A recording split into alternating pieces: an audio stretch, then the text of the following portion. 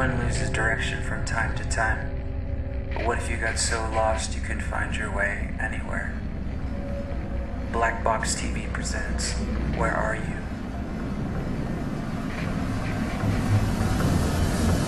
In 1969, there was a Minnesota court case involving a man named Jerome Daly, who was challenging the foreclosure of his home by the bank which provided the loan to purchase it.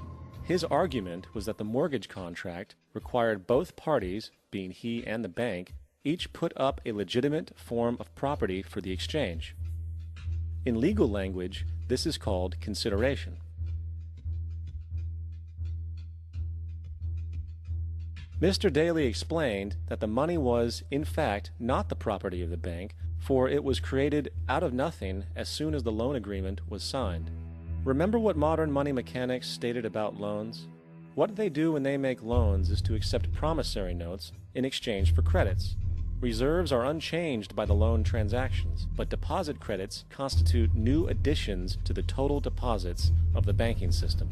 In other words, the money doesn't come out of their existing assets. The bank is simply inventing it, putting up nothing of its own, except for a theoretical liability on paper.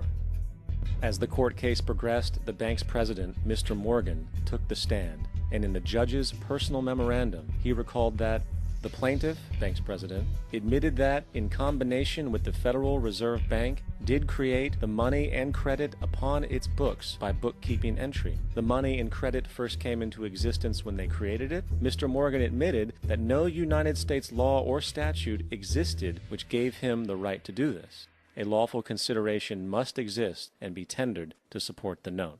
The jury found that there was no lawful consideration, and I agree. He also poetically added, "Only God can create something of value out of nothing."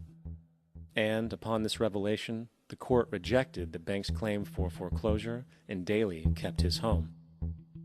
The implications of this court decision are immense.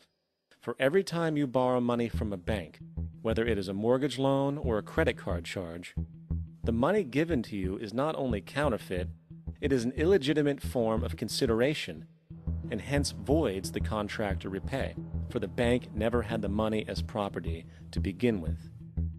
Unfortunately, such legal realizations are suppressed and ignored, and the game of perpetual wealth transfer and perpetual debt continues. And this brings us to the ultimate question: why? During the American Civil War, President Lincoln bypassed the high-interest loans offered by the European banks and decided to do what the Founding Fathers advocated, which was to create an independent and inherently debt-free currency. It was called the greenback. Shortly after this measure was taken, an internal document circulated between private British and American banking interests stated, "Slavery is but the owning of labor, and carries with it the care of laborers, while the European plan is that capital shall control labor by controlling wages. This can be done by controlling the money. It will not do to allow the greenback, as we cannot control that."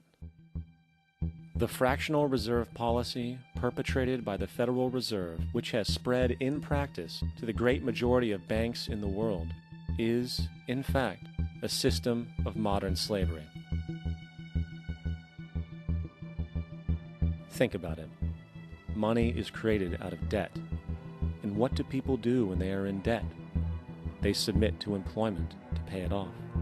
But if money can only be created out of loans, how can society ever be debt-free?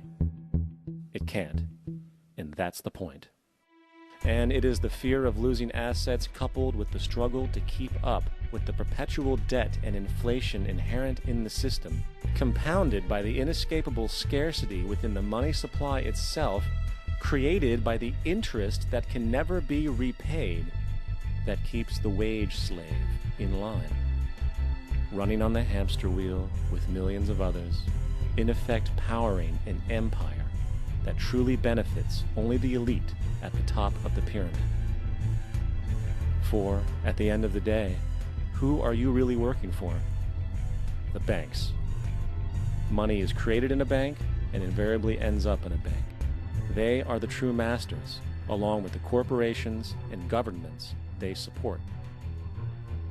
Physical slavery requires people to be housed and fed. Economic slavery requires people to feed and house themselves.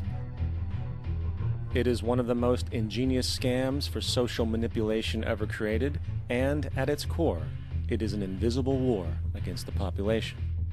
Debt is the weapon used to conquer and enslave societies, and interest is its prime ammunition.